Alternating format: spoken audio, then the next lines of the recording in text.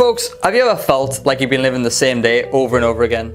Over and over again, over and over again, and over and over and over and over again? Well, if you're like me, you will have, and I know that for definite. So that's exactly what we're going to be looking at today in the book, The Wisdom of Groundhog Day.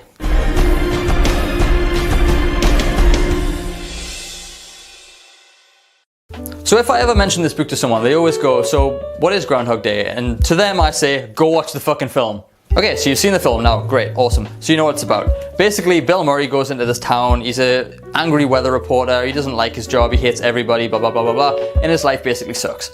Bill Murray is also reporting on what is called the Groundhog Day Festival in Punxsutawney. And the Groundhog Day Festival is a festival where people, they pull out a little groundhog, and if it sees its shadow, woo, 6 more weeks of winter. We don't have anything like that here in Britain, and for good reason. So basically, while Bill Murray is in this town, he starts to relive the same day over and over again. He does his news report on the Groundhog Day Festival, and then the next morning he wakes up and it's the same day, and he's like, what? And that leads us into the book. So The Wisdom of Groundhog Day basically takes that movie and says, let's make a massive book on this one movie by Bill Murray. Although it's a good movie, I wouldn't necessarily write a book about it, but this book is actually very good, so stay with me.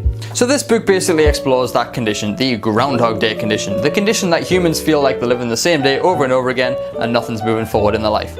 How tragic, right? Now basically in the movie, which I'm sure you've seen, and if you haven't, go away now and watch it, Bill Murray basically takes every day as a chore. He basically goes out every day and he's like, oh, I'm invincible, like I don't have to do anything, like I'm just gonna slob, I'm gonna eat this food, and he has like some really tasty cakes and stuff like that. But eventually he starts to get bored of his immortality. He starts to think, well, if I'm a god, like am I in hell?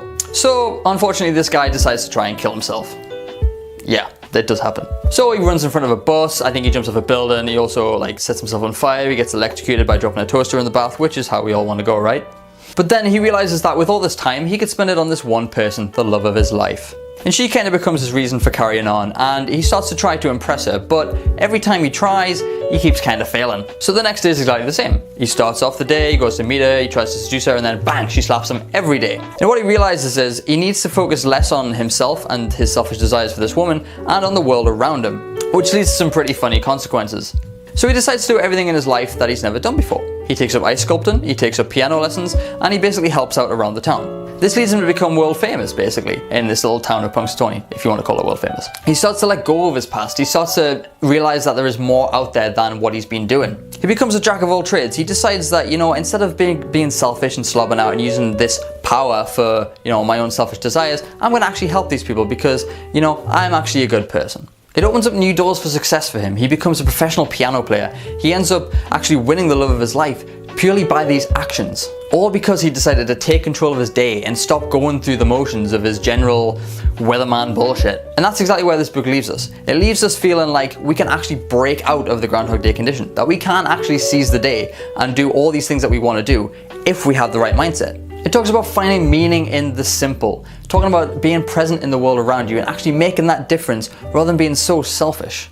He turns the life from despair and pessimism into optimism and happiness, and he shares that with everyone around him, and everyone just loves him basically. And I mean, why couldn't you? He's Bill Murray. So if you're ready to stop going through the motions, stop living like Bill Murray in Groundhog Day, I would highly suggest you pick up this book, The Wisdom of Groundhog Day, because although it's a relatively short book and doesn't actually take that much intelligence to read, it is a very good read.